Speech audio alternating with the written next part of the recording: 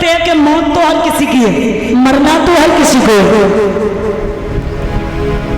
लेकिन परीक्षित जी को ये श्राप लगा कि 7वें दिन मौत।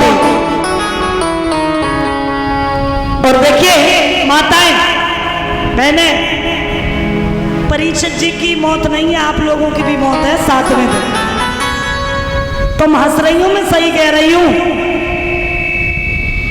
यहां पंडाल में जितने लोग बैठे सबकी मौत है 7वें दिन। अब देखिए क्षमा चाहेंगे, ज्यादा घबरा मत जाना। वैसे भी 7 ही दिन होते, 7 ही भावनें होती हो, 7 ही चक्र होते प्यारे। इतवार, सोमवार, मंगलवार, बुधवार, बृहस्पतिवार, शुक्रवार, शनिवार, ठीक है ना? कितने दिन हुए? 8वां दिन तो नहीं आया। फिर 8वें दिन कौन मरेगा? तो मेरे प्यारे 8वें दिन तुम मरेगी। लौह ऋषि के पुत्र श्रृंगी ऋषि जिन्होंने परीक्षित जी को श्राप दे दिया, अपने पिता का अपमान किया, 7वें रोज यही तक्षक में डस लेगा। अब महाराज क्या हुआ? सुखदेव भगवान परीक्षित जी से कहते हैं, परीक्षित जी चिंता करने की कोई बात नहीं है, मरने से कभी डरना नहीं चाहिए। वो लोग डरते हैं जो कर्म अच्छे नहीं करते हैं। अगर हमारे कर्म अच्छे हैं तो हमें डरने की कोई जरूरत नहीं है, क्योंकि इस संसार में कहीं भी जाकर के आप देख लेना,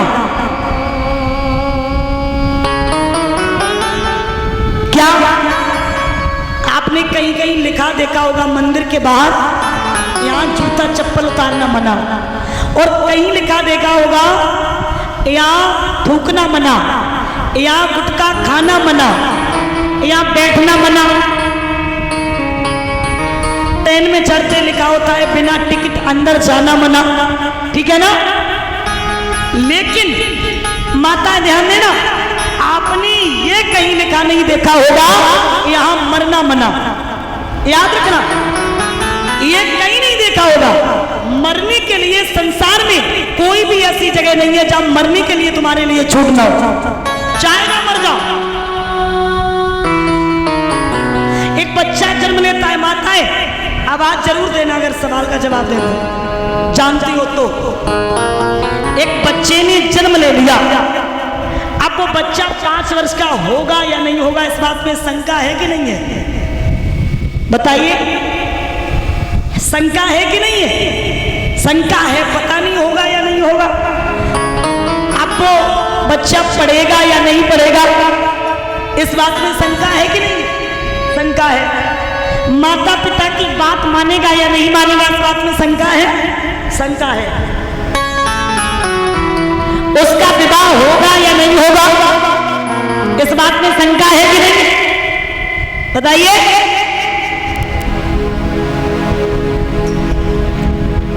लास्ट सवाल मेरा ये है कि वो मरेगा, माताएं सुन रही हो ना, वो मरेगा या नहीं मरेगा, इसमें कोई शंका लग रही? देखो इसमें कोई शंका नहीं है, कुछ भी हो जाए मरेगा तो अवश्य। तो मेरे प्यारे, यहां दुनिया की हर बात झूठ जा सकती है, लेकिन ये बात कभी झूठ नहीं जा सकती।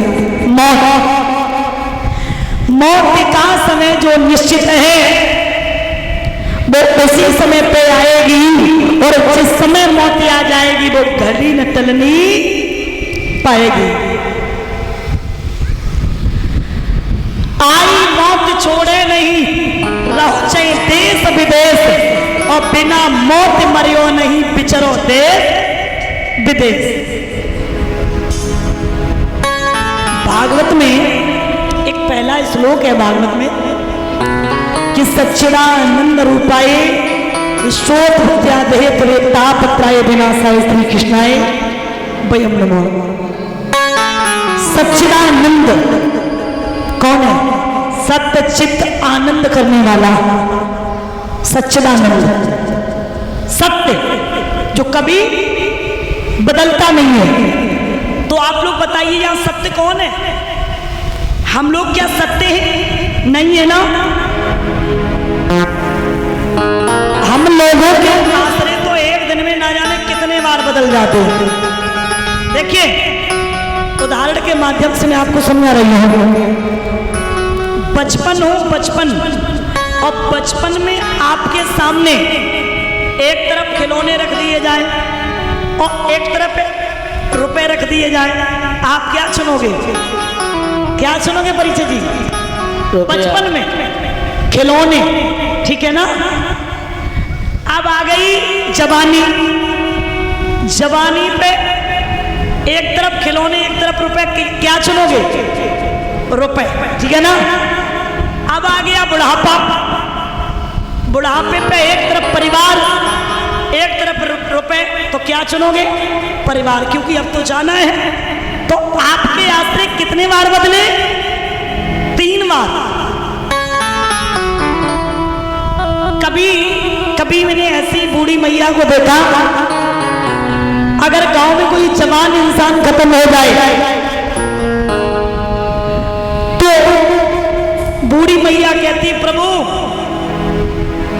तू गलत किया, तूने, अरे हम मरने लायक थे, हमें ले जाता, उन्हें क्यों ले गया?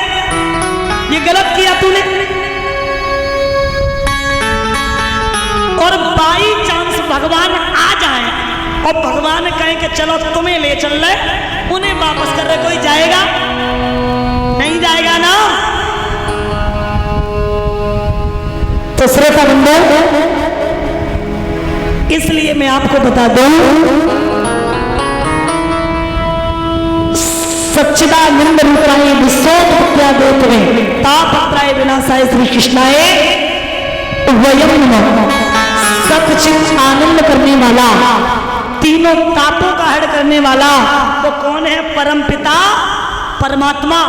मेरे प्यारे, यहाँ हमको ये मनुष्य मिली है, बड़े भाग्य मानुष पुन पावा, सुर दुर्लभ हरिहंत न गावा। 84 लाख योनों को भोग करके ये मनुष्य नहीं मिलती है मेरे प्यारे। फिर भी मनुष्य कद्र नहीं करता इसकी, ये बार बार नहीं मिलती है। बहुत पुण्य किए होंगे तब आपको ये मिली है, तो आप इसे व्यर्थ क्यों गवा रहे हो? कहने का भाव मेरा ये है, सुनिए।